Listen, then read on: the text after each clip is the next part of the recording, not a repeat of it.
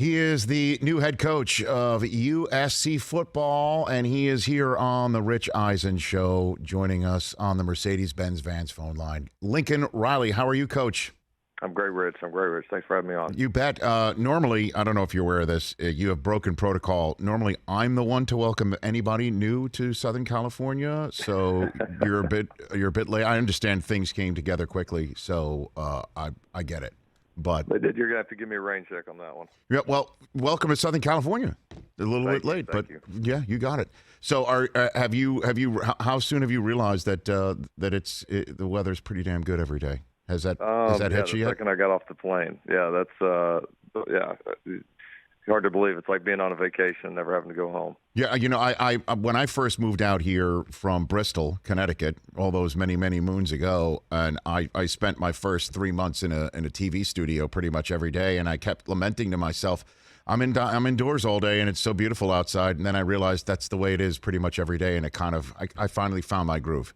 Took me a while. I love it. I'll be doing the same. Well, I mean, are you pretty much already hitting the recruiting trail though? How much time have you spent in Southern California here already? Yeah, not much last week. We were all over the country last week. We'll be here a little bit more this week, which will be good. And busy time with our players getting ready to wrap up the semester and finals, and then obviously working to hire a staff, and then by the way, National Signing Day coming up here in about 8 or 9 days. So it's a busy time, but certainly excited after that, all that happens and the dust settles, to get a chance to really get settled in, get the family here, and get used to living here in Southern Cal. And so, did you ever think you'd live in Southern California ever in your existence, in your life? I hoped I would. I've always enjoyed our time out here. Got to be out here a few times, obviously recruiting, a couple of vacations out here. I've played in a couple of games out here, so I've always loved it, and always been somebody that's loved kind of new experiences, both for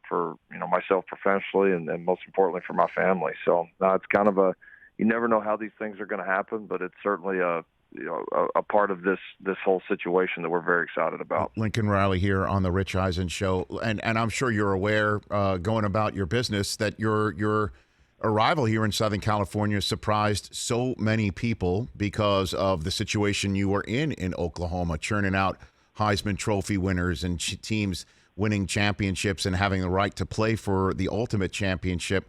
So when did you consider yourself first poachable, Coach? Because nobody really outside looking in thought you were possibly poachable. When did you consider yourself that, Coach? I really never did. I mean, I was. We were very, very happy at Oklahoma. People there were great to us. Like you said, we had a really good situation. But this opportunity came up, and the more we get to learn more about it, and kind of listen to the vision of the people here, and I think more for us, just kind of thinking about the possibilities, the new challenges, the new excitement.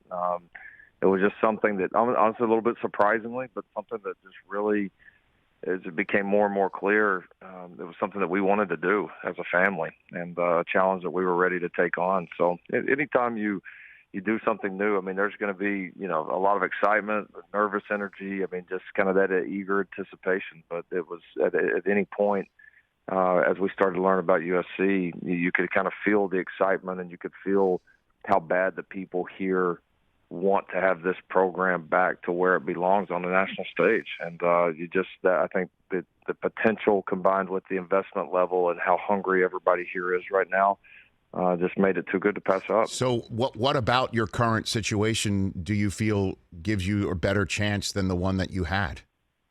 I don't know that I would say better or compare. It was more about, we felt like this could be great. And part of it is, obviously, it has been great before, and I think people recognize the potential of your location. You're coaching at one of the premier institutions in the country, the history of this place, how many people are invested and want this place to do well, the talent base. I mean, it was just a combination of everything here, and you start to think, if we can get there, if we can get the culture right, if we can get the locker room right, get the right staff, the right people in here, we just felt like that this could be an unbelievable opportunity all the way around. And So, yeah, I think it was more of the excitement of that versus comparing it to any other situation. And then one other aspect that's been bandied about your decision in all this, Lincoln Riley, is the fact that the SEC is a lot tougher than the Pac-12. And for you to have a shot and a seat that might be more and more difficult to get, even with expansion in the college football playoff, that this isn't,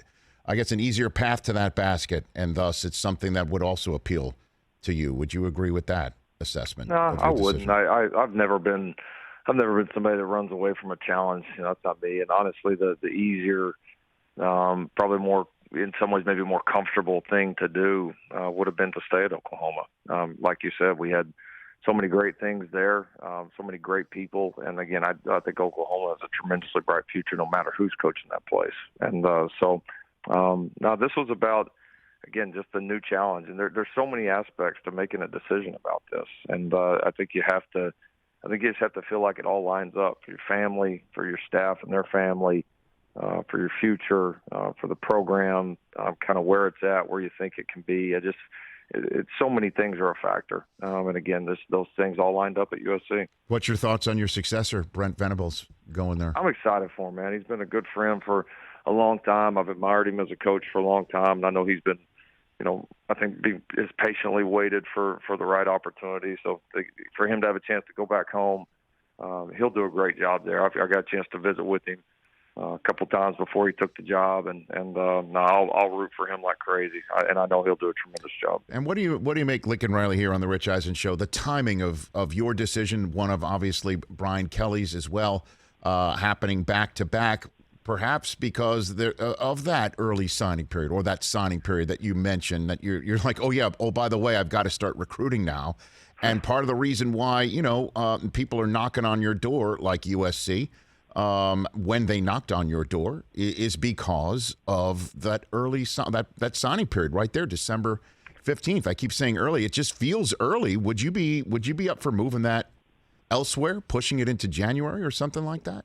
Yeah, Coach? I think it's something we got to consider. I mean, I think there's some benefits to it, but also think there's been some unintended consequences. When you combine that with the transfer portal, I mean, those two things have changed college football. I mean, they just have. They are, and I think everybody knew that those were two significant changes when they happened, but I don't know that anybody could have predicted all the different kind of aftershocks that we're seeing of those two kind of monumental decisions. So. I do think we'll have to continue to evaluate it because it does. It puts tough timelines on coaches. It puts tough timelines on players, on universities. It's just not obviously the position that anybody wants to be in when you're making some of these life-changing decisions. So I hope it's something that we look at. There's obviously some other leagues, some professional leagues that obviously do it a little bit differently and have more rigid lines, and certainly maybe something we in college football have to really take a strong look at. Certainly, you've already gotten the star recruit to commit to you here that you had already recruited in Oklahoma. So what do you say to folks that think that something like that seems unfair, Coach, that you get to move and that the kid then immediately gets to follow you to the new spot? I think that's the nature of it. I mean, every kid has got to make their own decision, and that's and again, that's whether that happens before a kid goes to college or it happens after he's been in college and decides to make a move. That's the nature of the game right there. So we've tried to have a strong respect for my previous employer for Oklahoma. It's not an easy situation. We understand that, but each kid's got to make his own decision, and that's at the end of the day, kids are going to go where they want to go, and so I think we as coaches. Programs, we've got to all understand it and live with it. All right. So, what's your pitch when you go into someone's living room as the head coach of University of Southern California? What do you tell them? Honestly, it's a fun pitch to make. It's working again at one of the premier institutions in the country is the first thing. I think the opportunity to coach it and play at one of the premier football programs historically that there's ever been, and so much to me, all this is about timing. It's about the right place. And the right time. And I think there's a sense of excitement and anticipation for USC football right now and a hunger to get it back. And, there's no better feeling than being a part of something like that. So that's honestly, those future Trojans are having to make the same decisions that we just had to make, us and our family. So we've been there, we get it, we made our decision, and certainly hopeful that they'll make theirs. Well, I mean, one of the most embarrassing moments I've ever had as a broadcaster, Coach Riley, was when I did move from ESPN to NFL Network on NFL Total Access and accidentally called it Sports Center on the air, saying this is Sports Center.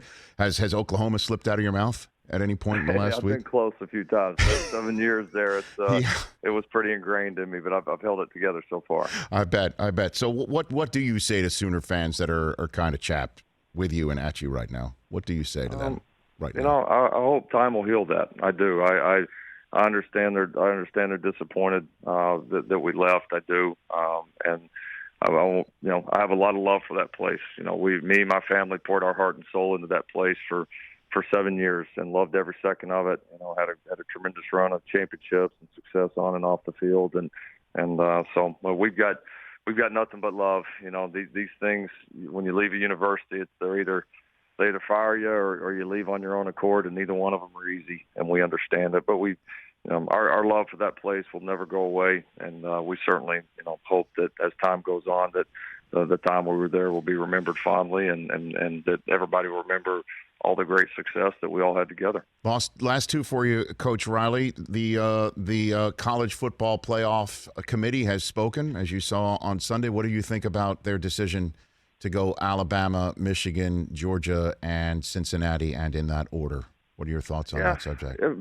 Based on what I saw, I thought that was a good choice. I thought they probably had one of the easier jobs this year, just with the way that it all played out than maybe they have in recent years. So, I thought all four of those teams had a tremendous year. I mean, once you get into it, having been in a couple of those, once you get into it, I mean, everybody's got the same shot. So I think they have the right four teams. I think those four teams played the best, earned it, were the most consistent, and should be interesting to watch. Okay, and the most famous USC alum that's you've spoken to or reached out to you to this point? Oh man, how do you even? Who do you have? I don't know that I'd want to name one. There's been a lot. I mean, you can feel the love right now. I mean, you certainly can. My man Colin Cowherd, as far as USC fans, he probably want me to mention him for sure. But there's been he doesn't. No, actually, no, he doesn't. Lincoln, he doesn't care. He doesn't care if you mention him. Not at all. Yeah. Not at all. He doesn't really mind. But okay, not at all. Not at all. No, it's been great. The people they're ready. Okay. Coach, thanks for the time. Greatly appreciate it. Welcome to Southern California. If you need any, any restaurant recommendations, school recommendations, I'm here for you. I can help you out with that. Good, my friend. We'll do it. Take care of yourself. That's Lincoln Riley, head football coach at the University of Southern California, right here on The Rich Eisen Show. Hey, you watched all the way to the end. Thanks for that. Watch more right here.